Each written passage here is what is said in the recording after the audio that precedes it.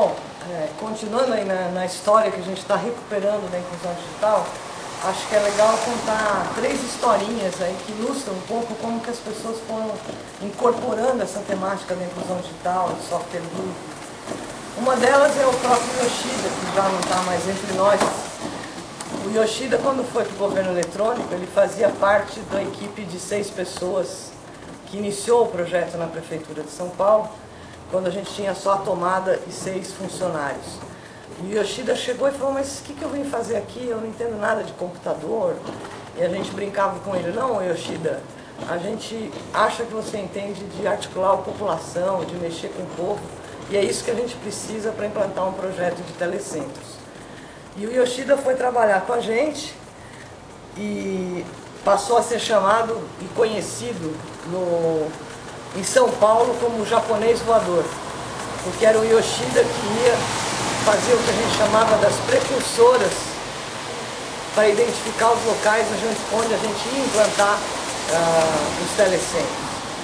O Yoshida virou o nosso guru e o nosso inspirador. Tinha toda uma lógica que a gente foi incorporando ao projeto, que era quando você chega na comunidade, você nunca vai com carro oficial, porque o carro oficial não é bem recebido.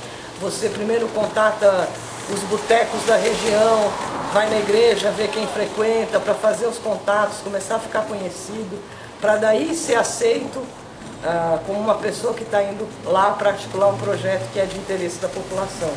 Então isso foi passado e usado por várias pessoas que passaram a fazer esse trabalho dentro do governo eletrônico, na equipe do governo eletrônico.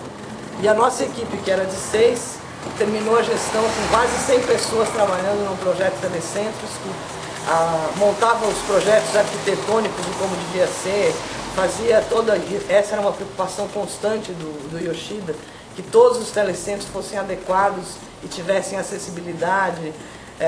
Pessoas que estavam lá dentro do governo eletrônico com a tarefa de estar sempre junto da população e fazendo esses conselhos funcionarem, os desenvolvedores, a equipe que fazia toda a parte de visibilidade da prefeitura nos portais, tudo isso trabalhando junto. Então, por exemplo, a gente tinha grandes eventos como o Fórum da Educação, nós montamos uma equipe de molecada, meninos e meninas que vinham dos telecentros, faziam uma oficina de comunicação comunitária e que eram os responsáveis pela cobertura online e pelas reportagens sobre o que estava acontecendo no Fórum de Educação. E outra história que é interessante, por exemplo, o Jesulino Alves, que hoje é um cara conhecido no movimento de inclusão digital. O Jesulino, quando a gente chegou com o primeiro telecentro na cidade de Tiradentes, ele estava indo embora para a Bahia porque não tinha conseguido sobrevivência aqui na cidade de São Paulo. O Jesulino fez parte de toda a articulação do primeiro Conselho Gestor de Telecentros, ele era membro do Conselho Gestor da cidade de Tiradentes, e aí a gente fez uma cotização dos amigos para conseguir pagar um primeiro salário para o Jesulino, para que ele pudesse permanecer no projeto, enquanto a gente não tinha estrutura ainda para pagar funcionário, para contratar gente para trabalhar nos telecentros. Então o Jesulino é o primeiro contratado quase do projeto Telecentros, que foi contratado desse jeito, numa ação entre amigos, combinada num bar, para manter o cara aqui, para ele não ir embora para a Bahia. O Jesulino está aí até hoje, atuando no movimento de inclusão digital e de software livre. A outra história que é importante contar é a história da Dona Neuza e do telecentro da Associação das Mulheres Sem Terra. Quando a gente chegou lá, e ela sempre fala, veio aquele japonês aqui, que era o nosso querido Yoshida, o japonês voador, e disse que não chega a conexão aqui. Aí eles fizeram toda uma mobilização da comunidade para descobrir um local dentro da comunidade onde pudesse chegar algum tipo de conexão. A gente articulou uma conexão GESAC, que foi para um outro pedaço da comunidade, era para ser instalado originalmente na associação, e na associação não chegava a conexão. Esse lugar onde foi escolhido para levar o telecentro era um galpão que era usado pelo tráfico. As lideranças da comunidade, lideradas pela Dona Neuza, chegaram em cima e falaram, esse galpão é nosso, essa comunidade é nossa, e nós vamos montar um telecentro aqui. E aí teve todo um embate com o tráfico que dizia, se não sair rápido a gente retoma o lugar.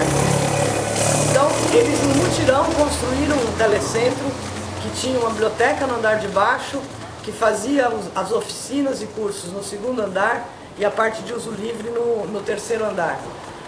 E a dona Neuza botou esse telecentro de pé, com a ajuda da comunidade. Esse telecentro vingou e continua até hoje lá na comunidade de Ermelino Matarazzo. É o primeiro telecentro que essa mesma comunidade já montou um outro telecentro com a molecada que fez os cursos no primeiro. Eles reciclaram o computador e montaram numa outra comunidade um telecentro, e agora vai receber no programa Telecentros BR um telecentro para o Centro de Referência do Idoso, que é num outro pedaço de Ermelino Matarazzo. Então são figuras, por exemplo, a dona Neuza não sabia nada de computador, de inclusão digital, nem nada. E depois de 2, 3 anos, a dona Neuza ia para todas as oficinas de inclusão digital e questionava o ministério porque não entregou antena, e, enfim, criou levou esse tema para dentro da comunidade dela, e as pessoas passaram a tratar o telecentro como uma grande conquista da qual eles não podiam recuar. Então, quando teve problema de verba na prefeitura, eles articularam, por exemplo, cesta básica para os monitores poderem continuar trabalhando até a verba chegar, e assim eles foram. E até hoje, esse telecentro está lá, montado, funcionando e a 1000 por hora. Por quê? Porque a comunidade, capitaneados pela dona Neuza, que também já nos deixou, criou todo um sistema de defesa em torno desse equipamento público, com o uso que faziam do telecentro. Então essas histórias vão mostrar para a gente por que a gente chegou no final do mandato, em 2004, com 500 mil usuários dos equipamentos chamados telecentros. Isso dava um vigor para o projeto de um lado, ao mesmo tempo provocava a comunidade de software livre, porque era a primeira vez que você tinha 500 mil pessoas usando software livre na cidade de São Paulo. Essas pessoas usavam, assumiam e defendiam. Teve inclusive uma história quando o ministro era o Cristóvão Buarque, que veio visitar os telecentros, e tinha toda uma polêmica se o Ministério ia adotar Microsoft ou ia apoiar software livre. E o Kleber, que é um outro menino que surgiu na cidade de Tiradentes, que hoje é desenvolvedor, mostrou o telecentro para o ministro. Ele falou: nossa, mas isso aqui funciona muito bem. Aí o Kleber virou e falou: pois então, aqui nós usamos software livre e o senhor nem percebeu a diferença. E nós fazendo tudo isso que o senhor viu, a gente faz com software livre. Então criou uma autonomia, quer dizer, um menino da periferia, do telecentro da cidade de Tiradentes, discutia de igual para igual com o ministro por que os telecentros usavam software livre. Toda essa movimentação, e a gente foi integrando esse pessoal todo no que acontecia em inclusão digital e software livre, foi gestando o que hoje a gente chama de Telecentros BR, que é o programa do governo federal. Houve toda uma participação nas oficinas de inclusão digital que aconteciam ano a ano, cada vez mais crescente, até que a gente fez uma oficina aqui no Centro Cultural São Paulo, onde nós trabalhamos com mais de 1000 voluntários, porque a verba que se tinha para fazer a oficina naquele ano estava bastante restrita. Nós trouxemos o Brasil inteiro e mais, fizemos também nesse encontro, um encontro da América Latina, do Somos @Telecentros, que era uma articulação dos telecentros da América Latina, e toda a estrutura, todo o encontro foi tocado pelos voluntários do telecentro. Você tinha desde o voluntário que falava mais de uma língua e que foi receber o pessoal que vinha da América Latina, como voluntários que deram oficinas, cuidaram de todo o credenciamento, cuidaram de absolutamente tudo que rolava na oficina de inclusão digital. Foi uma oficina que tinha mais de 1.500 participantes, com grandes momentos e emoções que foram contaminando o governo, as autoridades e tudo com aquilo que acontecia na inclusão digital. Então, quando hoje a gente fala do programa Telecentros BR do governo federal, a gente fala com propriedade, com carinho, porque a construção desse modelo começou com esses projetos do município de São Paulo e de municípios como Porto Alegre, que também tinha experiências de inclusão digital. Isso se somou para construir um modelo que pudesse ser aplicado no Brasil todo e que transformasse agora, então, a inclusão digital e a questão do software livre numa política pública do governo federal. Então, começou nos municípios, com 500 mil usuários em São Paulo, com os usuários de Porto Alegre, com as experiências que essas pessoas iam construindo. Não é uma experiência de gabinete, é uma experiência que foi construída com a população e que a população assumiu um novo tema para suas reivindicações e pede telecentros e sabe o que quer com esses telecentros, exige condição de trabalho, exige que esses equipamentos sejam cada vez melhores e que as mídias, inclusive, que são usadas, sejam sempre aquelas que mais avançadas que as tecnologias colocam.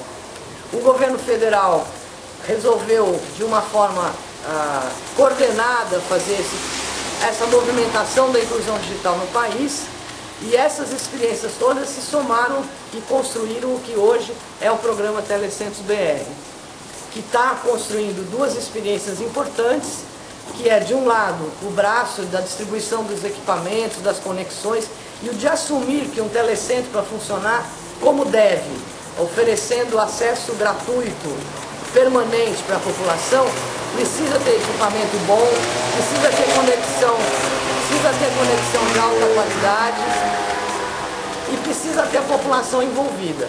Então, de um lado tem isso, tem que ter equipamento, tem que ter conexão de boa qualidade e tem que ter gente para articular a comunidade que recebe o telecentro. Então aí se criou a figura do bolsista, que são os monitores que vão receber uma bolsa de estudo para fazerem esse papel de articulação com a comunidade nos telecentros. E para que isso possa acontecer, de outro lado se criou a Rede Nacional de Formação para a Inclusão Digital, que é o primeiro grande movimento de formação de um profissional que esses movimentos que vieram antes criaram, que é o profissional da inclusão digital. A pessoa que vai articular a comunidade com a temática das tecnologias e fazer esse entrosamento virar melhores projetos, mais desenvolvimento regional, mais desenvolvimento para essa comunidade e inserir de fato as comunidades periféricas, das aldeias, dos quilombos, da periferia urbana, da periferia rural, entrarem para o centro da cena, irem para o meio do palco com esse instrumento que eles estão recebendo, que é a tecnologia disponível para que eles façam dela o melhor uso possível.